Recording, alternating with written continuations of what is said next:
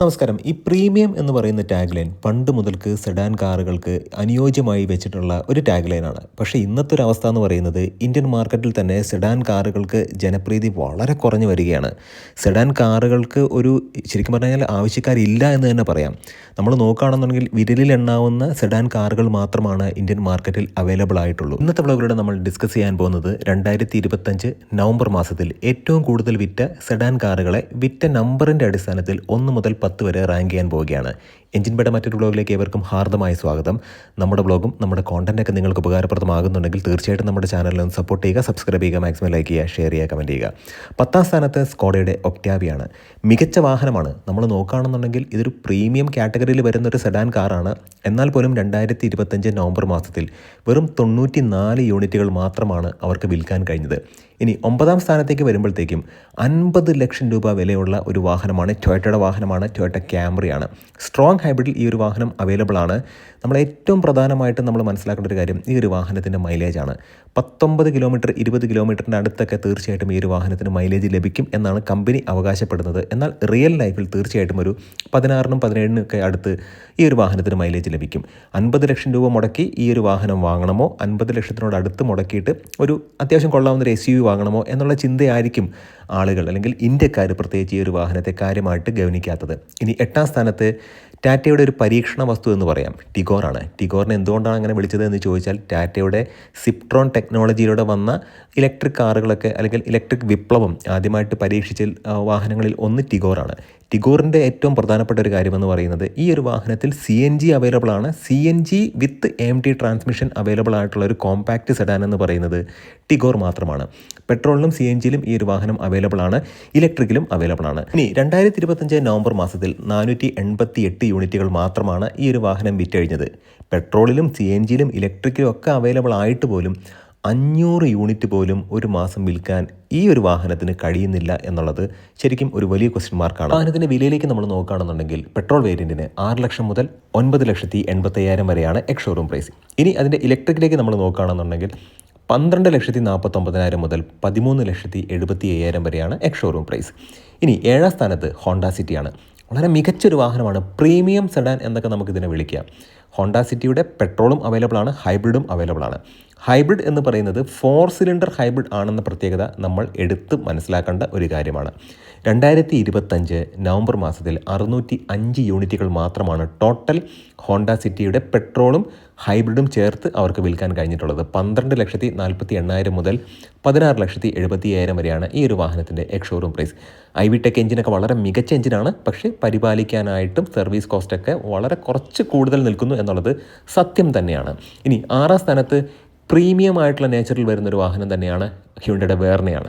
705 യൂണിറ്റുകളാണ് 2025 November മാസത്തിൽ അവർക്ക് വിൽക്കാൻ കഴിഞ്ഞിട്ടുള്ളത്.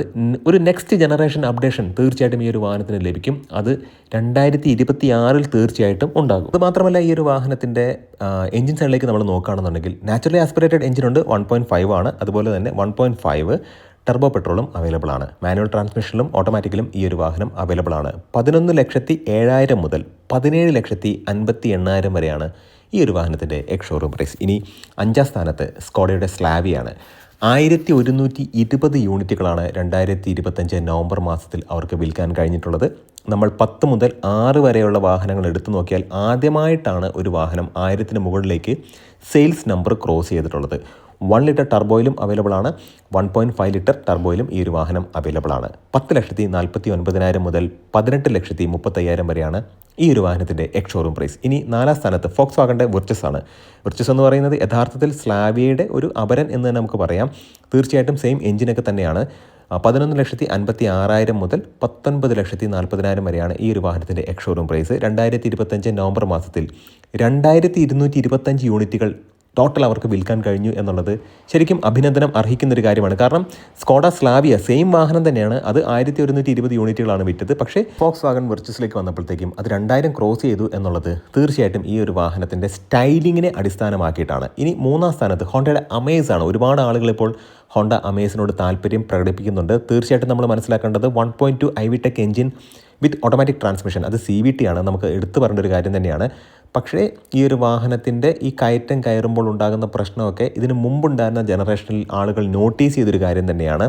സി എൻ ജിയിൽ അവൈലബിൾ ആണ്. സി എൻ ജി എന്ന് പറയുന്നത് കമ്പനിയിൽ നിന്ന് തന്നെ ഫിറ്റ് ചെയ്ത് കൊടുക്കുന്ന സി എൻ ജി അല്ല, ഷോറൂമിൽ ആഫ്റ്റർ മാർക്കറ്റായിട്ട് ഫിറ്റ് ചെയ്യുന്ന സി എൻ ജി ആണ്. അത് നമുക്ക് എടുത്തു വേണ്ട ഒരു കാര്യം തന്നെയാണ്. ഇപ്പോൾ സി എൻ ജി ഇപ്പോൾ കമ്പനി ഫിറ്റഡ് ആണെന്നുണ്ടെങ്കിൽ അത് വളരെ പ്രിസൈസ് ആയിരിക്കും. റോബോട്ടിക് ഫിറ്റ്മെൻറ്റ് എന്നൊക്കെ പറയുന്നത് വളരെ കൃത്യമായിട്ട് പ്രിസൈസ് ആയിട്ടായിരിക്കും വരുന്നത്. ഇത് കമ്പനിയിൽ നിന്ന് ഫിറ്റ് ചെയ്ത് വരുന്നൊന്നുമല്ല, ഷോറൂമിൽ വന്നിട്ട് അവിടെ ആഫ്റ്റർ മാർക്കറ്റിൽ സി എൻ ജി ഫിറ്റ് ചെയ്ത് കൊടുക്കുന്നുണ്ട്. അപ്പോൾ നമ്മൾ മനസ്സിലാക്കേണ്ട ഒരു കാര്യം, C N G with C V T transmission ഈ ഒരു വാഹനത്തിൽ അവൈലബിൾ ആണ്. 2025 നവംബർ മാസത്തിൽ 2763 യൂണിറ്റുകൾ ടോട്ടൽ അവർക്ക് വിൽക്കാൻ കഴിഞ്ഞു. 8,14,000 മുതൽ 11,24,000 വരെയാണ് ഈ ഒരു വാഹനത്തിൻ്റെ എക്സ് ഷോറൂം പ്രൈസ്. ഇങ്ങനെ ഒരു വാഹനം ഇവിടെ ഉണ്ടായിരുന്നു എന്ന് ചിന്തിക്കുന്ന രീതിയിലാണ് ഇനി അടുത്ത വാഹനത്തെക്കുറിച്ച് പറയുന്നത്. 2ാം സ്ഥാനത്ത് വന്നിട്ടുള്ളത് ഹ്യുണ്ടായി ഓറയാണ്. 5,731 യൂണിറ്റുകൾ. Would you believe? 5,731 യൂണിറ്റുകൾ ടോട്ടൽ അവർ വിറ്റു എന്നുള്ളതാണ്.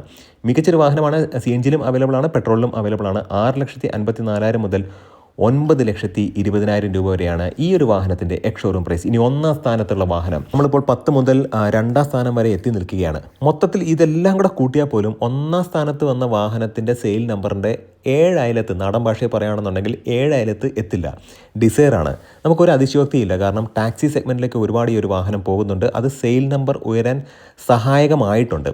പെട്രോളിലും അത് മാത്രമല്ല സി എൻ ജിയിലും ഈ ഒരു വാഹനം അവൈലബിൾ ആണ്. ഓട്ടോമാറ്റിക് ട്രാൻസ്മിഷൻ ഉണ്ട്. അത് AMT ട്രാൻസ്മിഷനാണ്. മാരുതി അതിനെ AGS എന്നാണ് വിളിക്കുന്നത്.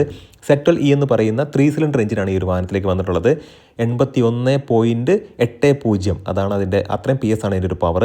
111 Nm ടോർക്കും ഈ ഒരു വാഹനത്തിനുണ്ട്. 21,082 യൂണിറ്റുകൾ 2025 നവംബർ മാസത്തിൽ ഈ ഒരു വാഹനം മൊത്തത്തിൽ വിറ്റു എന്നുള്ളത് തികച്ചും അഭിനന്ദനം അർഹിക്കുന്ന കാര്യം തന്നെയാണ്. നല്ല സ്റ്റൈലിംഗ് ആണ്, നല്ല ഡിസൈനാണ്.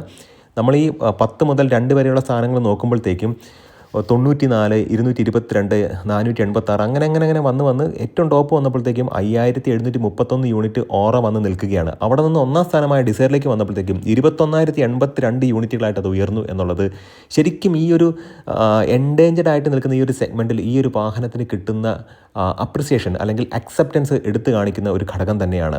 6,84,000 മുതൽ 10,19,000 വരെയാണ് ഈ ഒരു വാഹനത്തിൻ്റെ എക്സ് ഷോറൂം പ്രൈസ്. തീർച്ചയായിട്ടും ഈ ഒരു കോണ്ടന്റ് ഉപകാരപ്രദമായെങ്കിൽ നമ്മുടെ ചാനലിനെ സപ്പോർട്ട് ചെയ്യുക, സബ്സ്ക്രൈബ് ചെയ്യുക, മാക്സിമം ലൈക്ക് ചെയ്യുക, ഷെയർ ചെയ്യുക, കമൻറ്റ് ചെയ്യുക. നല്ല വ്ളോഗ്സുമായിട്ട് നമുക്ക് വീണ്ടും കാണാം. നിങ്ങളുടെ സ്നേഹത്തിനും സപ്പോർട്ടിനും ഒരിക്കൽ കൂടെ നന്ദി. നമസ്കാരം.